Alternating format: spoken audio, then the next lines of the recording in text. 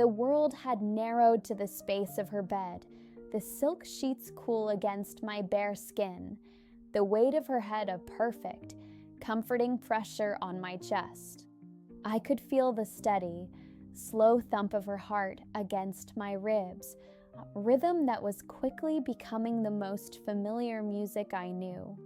The confession on the balcony hung in the air between us, no longer a terrifying specter, but a warm, living thing we were both learning to shelter. The city lights below painted shifting patterns on the ceiling, a silent disco for just the two of us. "Tell me something," I whispered into the darkness, my fingers tracing idle patterns on the smooth skin of her back. Something real, something no one in that boardroom knows. She was silent for so long I thought she had fallen asleep. Then she shifted, propping her chin on my sternum to look at me. In the faint moonlight filtering through the blinds, her eyes were soft, the CEO stripped away entirely. "I have a scar on my left knee," she said, her voice a low murmur. "From when I was 7. I fell off my bike trying to race my father to the end of the driveway. He told me I was too slow. I spent the next 2 weeks practicing in secret until my knees were a mess of scabs, just so I could beat him." A faint, self-deprecating smile touched her lips. "I've been trying to prove I'm not too slow ever since." The simplicity of the confession, the glimpse into the genesis of her relentless drive, undid me. It was a more intimate disclosure than any physical act. I leaned down and kissed her forehead, a slow, lingering press of my lips. "You're the fastest person I've ever met," I murmured. "But you don't have to race anymore. Not with me." She let out a shaky breath, her body relaxing further into mine. That night, we fell asleep wrapped around each other, not as CEO and employee, not as performer and client, but as two women who had, against all odds, found a safe harbor in one another. The morning after the gala, the world outside her penthouse felt different. The city's noise was no longer a threat but a backdrop. We moved around her kitchen in a comfortable, sleepy silence. I made coffee, familiar enough with the expensive machine now to operate it without a manual. She stood by the window, wearing nothing but one of my t-shirts, a garment so ordinary and out of place in her minimalist world it felt like a declaration. She watched me, a soft, wondering expression on her face, as if I were a miracle she still couldn't believe she was allowed to witness. The rules were gone, but a new, more delicate negotiation began. We had to learn how to be Laura and me. My name is Lena. It felt important, in the quiet of that morning, to reclaim that in my own mind. I was no longer just the fake girlfriend. I was Lena, the woman who loved Alara Vance. The first test of our new reality was a simple one, a weekend with no plans, no galas, no shareholders. Just us. We spent it in a blissful, ordinary haze. We ordered takeout from the cheap Thai place I loved, and I watched, enthralled, as she navigated the plastic containers with a clumsy delight so unlike her usual precision. We watched old, black and white movies on her massive television, her head in my lap, my fingers combing through her hair until she fell asleep. I learned that she snored, very softly, a tiny, vulnerable sound that made my heart ache with affection. On Sunday, I convinced her to leave the penthouse. We went to a bustling flea market on the outskirts of the city, a world away from her curated life.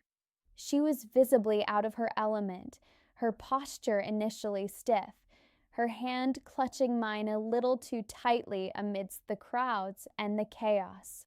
But then she saw a vendor selling old, rusted typewriter keys mounted as jewelry. She spent 20 minutes carefully examining them, her brow furrowed in concentration, before buying a simple silver V on a leather cord.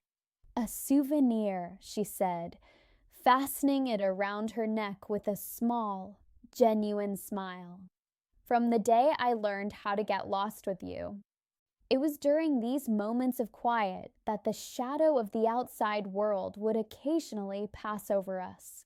Her phone would buzz with a work email, and I'd see the mask of the CEO start to descend before she consciously pushed it away, turning her attention back to me with a determined focus. The fear was still there, a silent partner in our dance. The fear of exposure, of judgment, of the inevitable moment when our bubble would be punctured. That moment came on a Tuesday afternoon. We were in her home office, of a rare occurrence. I was sketching by the window, inspired by the lines of the city, while she worked at her desk. Her assistant, David, entered with a stack of papers. His eyes flickered to me, then away, a little too quickly. I had become a permanent fixture, an unexplained anomaly in the well-ordered universe of Alara Vance. After he left, Alara let out a slow breath. "The board is asking questions," she said, not looking at me. "There's a meeting next week. They want to discuss recent distractions and their potential impact on company focus." She finally met my gaze, and the vulnerability I saw there was a physical blow. "They mean you." The old insecurity reared its head.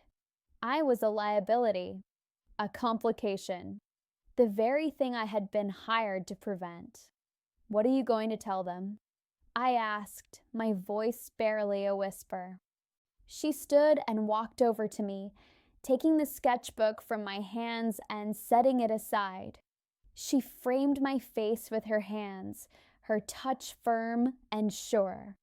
"The truth," she said, her wintry eyes blazing with a ferocity that left no room for doubt. "That I am in love with a brilliant, kind woman who makes me a better person and, by extension, a better CEO. That my personal life is not up for discussion. And that if they have a problem with my happiness, they can find themselves a new leader." It was a declaration of war, and she was staking her entire kingdom on me. The magnitude of it was terrifying and exhilarating. Just a quick pause. If you're enjoying this, hit that subscribe button and stay with us here on Sapphic Tales. The night before the board meeting, the tension was a palpable entity in the penthouse. Alara was pacing, her mind already in the conference room, strategizing, preparing for battle. I knew better than to try and distract her. Instead, I ran a bath in her enormous marble tub, filling it with the expensive jasmine-scented salts she liked. I led her to the bathroom, my hands on her shoulders, and gently pushed her down onto the wide ledge of the tub. "Let me," I said softly. I knelt behind her, my knees on the plush bath mat, and began to massage her shoulders. The muscles were cords of steel, tight with the weight of the world. I worked my thumbs into the knots along her spine, feeling her gradually begin to unravel under my touch. She let out a low groan, her head falling forward. Right there, she breathed, the words a sigh of pure relief. My hands slid under the thin fabric of her shirt, finding the bare skin of her back. I traced the delicate ridges of her vertebrae, the strong, sweeping curve of her shoulders. This was different from our previous intimacy. It wasn't about passion, though that simmered beneath the surface. It was about care. It was about shouldering a small part of her burden. I was deconstructing the fortress, brick by brick, with nothing but my hands and my steadfast heart.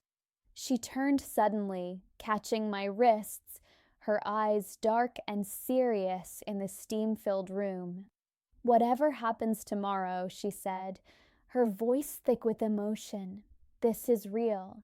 You believe that, don't you, Lena?" It was the first time she'd used my name with such weight, such intention.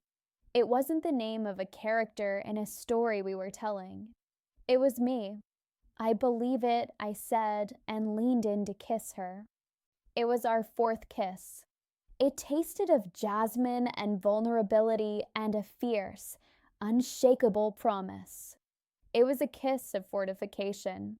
We were no longer just two women falling in love. We were allies, preparing to stand together against the storm. The day of the board meeting, I didn't hear from her. The hours stretched, long and silent. I tried to paint, but my focus was shattered. Every notification from my phone sent a jolt of adrenaline through me. I imagined the worst, her being ousted, her reputation in tatters, the cold condemnation in the eyes of her peers. The narrative wrote itself in my head, a tragedy where I was the doomed catalyst. When the key finally turned in the lock late that evening, I was on my feet in an instant. She stood in the doorway, looking exhausted, her tailored suit jacket slung over her arm, her hair slightly disheveled. But her eyes held a quiet, triumphant fire. She didn't say a word. She just walked across the room, dropped her jacket on the floor, and pulled me into a crushing embrace. She buried her face in my neck, and I could feel the rapid, relieved beating of her heart against mine. "It's done," she whispered into my skin. It wasn't easy. There were objections, but it's done. She pulled back, her hands cupping my face. "I told them about you, the real you, the artist who sees the world in colors I've never been able to name, the woman who isn't impressed by my net worth, but who values the story behind a 7-year-old scar." Tears welled in my eyes. And what did they say? A slow, triumphant smile spread across her face, the most beautiful thing I had ever seen. "They said," she replied, her voice dropping to a conspiratorial whisper, "that I've never looked more in command."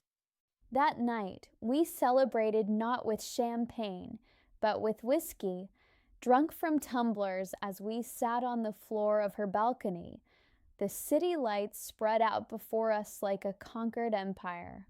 The view was the same, but everything had changed. It was no longer a symbol of her isolation, but a testament to our shared victory. As the night deepened, we moved back inside, falling into her bed, a tangle of relieved limbs and soft laughter. Our love-making that night was a slow, reverent exploration. There were no more ghosts between us, no contracts, no fear. It was a celebration of a future we had chosen, a future we had fought for. When I traced the path of a tear down her cheek with my thumb, she turned her head and pressed a kiss to my palm. "I love you, Lena," she whispered, the words a sacred vow in the dark.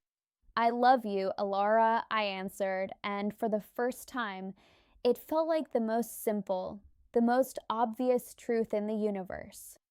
We fell asleep as we always did now, wrapped in each other, our bodies synced, our hearts beating in a quiet, steady rhythm. The lonely CEO was lonely no more, and the woman she hired as her fake girlfriend had found, in the wreckage of a beautiful lie, the most real love she could ever have imagined. If it kept you hooked, subscribe now to Sapphic Tales so you never miss the next. The weeks that followed were a lesson in building a new normal. My toothbrush lived next to hers, my sketchbooks piled on her pristine desk.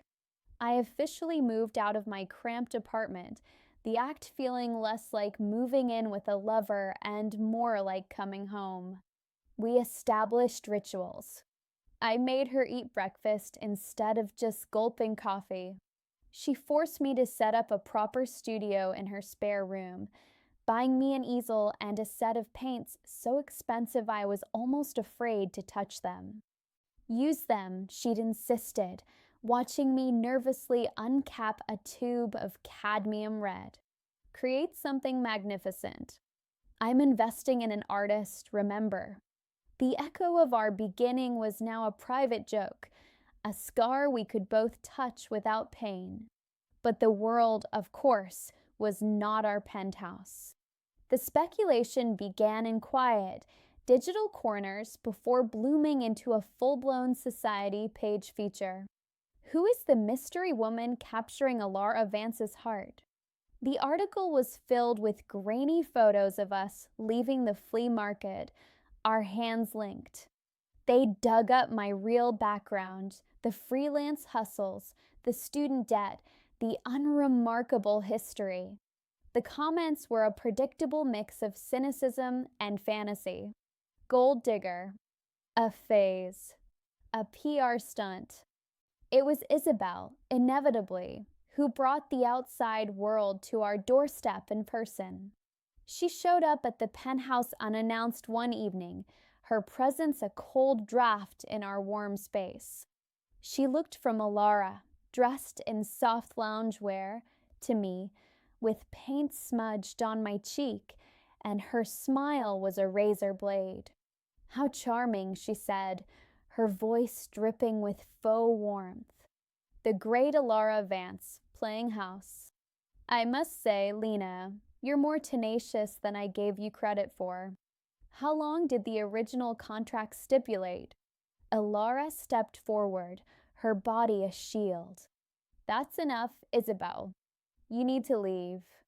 I just came to offer my congratulations, Isabel said, her eyes glinting with malice.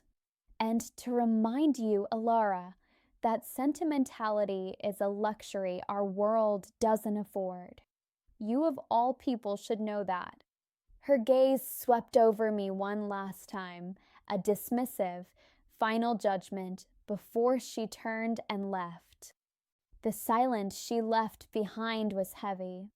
The old fears, so carefully quieted, stirred within me. I looked at Alara, at the tight line of her jaw, and the doubt slithered back in. Was this a fight she would grow tired of? Was I a rebellion that would eventually run its course? She must have seen the shadow cross my face. She came to me, took my paint-stained hands in her perfectly manicured ones. Her words are a poison she wants you to drink, she said, her voice low and intense. Don't. What we have in this room is the only thing that is real. Everything else is noise. She led me to the sofa, pulling me down beside her. I need you to understand something, she began, her gaze fixed on our joined hands. Before you, my life was a series of transactions. Love was a variable I couldn't quantify, so I dismissed it. I thought I could purchase a facsimile of companionship, and that would be enough. But you broke the algorithm. She looked up, her eyes shining. You were an unexpected variable that changed the entire equation. For the better. So profoundly for the better. It was the most eloquent confession of love I could have ever imagined. It was in the language of her soul. She leaned in and kissed me, a fifth kiss, deep and soothing, a kiss designed to erase the venom of another's words. It was a kiss that tasted of certainty. Later that night, as we lay in bed, she spoke into the darkness, her voice sleepy and content. My mother wants to have lunch with you. Just you. My entire body went rigid. What? Why? She says if you're important to me, she should get to know you without my intimidating presence. She chuckled softly. I think she's terrified of you. Terrified of me? Why? Because you have the one thing she could never give me, and the one thing she could never take away, my whole heart. The lunch was a battlefield laid with fine china and polite conversation. Elara's mother, Eleanor, was a more refined, older version of her daughter, with the same penetrating gaze that seemed to see all the way down to your most fragile insecurities. We met in the tea room of a hotel, so quiet you could hear the clock ticking on the wall. For the first 20 minutes, she asked me about my family, my education, my career prospects. It was an interrogation disguised as small talk. I answered honestly, my hands clenched in my lap under the table. Then, she set her teacup down with a precise click. I assume you have signed a prenuptial agreement, she said, her tone conversational. We're not engaged, Eleanor, I said, keeping my voice steady. But you're living in her home, in her life, a life that involves considerable assets. You must understand the need for protection. I took a slow breath, channeling the woman who had faced down a board of directors for the woman I loved. The only thing I'm interested in protecting is Elara's happiness. Your daughter was the loneliest person I had ever met. She hired me because she was so isolated she thought the only way to have someone near was to pay them. My only goal is to make sure she never, ever feels that way again. The assets, the penthouse, the company, they are part of her, but they are not who she is. I love the woman who has a scar on her knee from trying to prove she was fast enough. The rest is just background. Eleanor stared at me, her expression unreadable. The silence stretched. Then a miracle occurred. A single, genuine smile, small and surprised, touched her lips. Well, she said, picking up her teacup again. It seems my daughter has finally found someone who cannot be bought or intimidated. She took a sip. Good. When I returned to the penthouse, Elara was pacing again. How was it? She asked, her voice strained with anxiety.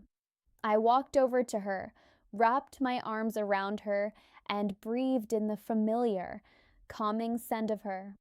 It was fine, I murmured. I think I just passed my final exam. The relief that washed over her was palpable. She held me tightly, and I felt the last of her walls, the ones built by family expectation and societal pressure, crumble to dust against me. That evening, I stood in my new studio, looking at the canvas I had been working on for weeks. It was an abstract piece, a swirl of cool grays and stark whites, but cutting through the center was a torrent of vibrant, warm color, emerald green, gold, a deep, passionate crimson. It was our story.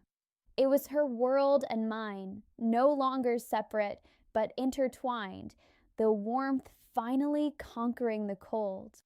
Elara came to stand behind me, sliding her arms around my waist, resting her chin on my shoulder. She looked at the painting for a long time. It's us, she whispered. It's us, I confirmed, leaning back into her embrace. She turned me in her arms, her eyes full of a love so deep it felt like looking into the universe. The contract was the best investment I ever made, she said, a tear tracing a path down her cheek. It brought me you. I kissed her then, a sixth kiss, under the soft light of the studio. It was a kiss of completion. The lonely CEO and the fake girlfriend were gone, forever. All that remained was Elara and Lena, two halves of a whole that had finally, against all odds, found their way home.